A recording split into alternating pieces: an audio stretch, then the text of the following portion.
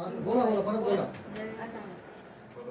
माझा मुलगा धंदावाला आहे. काही करता काही झालं थोडा टका लागेल त्यांचं नाव. आणि साहेब एका बोलतोय पोलिसांसमोर तो सांगायचा की हा कट्टा आहे, तुला दोघांपैकी एक गाडी येते गाडी थांबत नाही. मारून टाकतो. सर मग आम्हाला आमचं गाव स्थानिक गावाजवळ पोलीस स्टेशन असून आम्ही फायदा काय सर? ग्रामस्थांना म्हणजे फक्त तुम्ही नावाने पोलीस आहेत ना सर? आता मुली आहेत सगळ्या सर, आम्ही महिला आहेत सर. आम्ही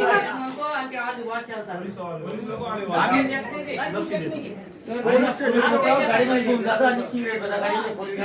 गाडीमध्ये सिगरेट पितात साहेब. आणि पोलीस लोक पाणी पाजतात. चोऱ्या करणारा पण ते घरं फोडणारे पण ते मागे लावले साहेब. सर्व लावले ते कट्टा त्यांनी तो अजून इंस्टाग्रामला ते दिनांक 20 जानेवारी या दिवशी आम्ही फेब्रुवारी या दिवशी आम्ही लग्नाला जात होतो.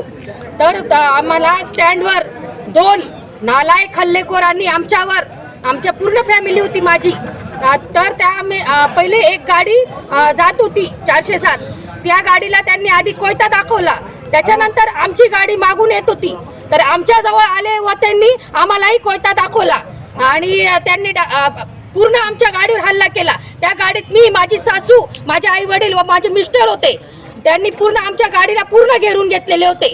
तर अशा हल्लेखोरांना अटक करा, अटक करा, अटक करा. याच्यावर काहीच निर्णय घेत नाही किंवा कार्यवाही करत नाही. तर सोनगीर पोलीस स्टेशनतील सगळ्या पोलिसांना एकच विनंती आहे की त्यांनी कापडणे गावात, आम्ही ग्रामीण भागात असून आम्हाला सोनगीर पोलीस स्टेशनचा काहीही उपयोग नसून त्यांनी त्याच्यावर काहीतरी कार्यवाही करून आमच्यावर याला त्यांनी साथ द्यायला पाहिजे. कारण ग्रामसेवक, ग्रामीण जे सगळे ग्रामस्थ आहे हे त्यांच्या याच्या भरोश्यावर असतात. कारण आम्ही गरीब जनता ही फक्त पोलिसांच्या भरोश्यावर असते आणि जर त्यांच्यावर काही त्यांना न्याय मिळत नसेल तर मग एक पूर्ण जनता त्यांच्यावरही काहीतरी कार्यवाही करू शकते.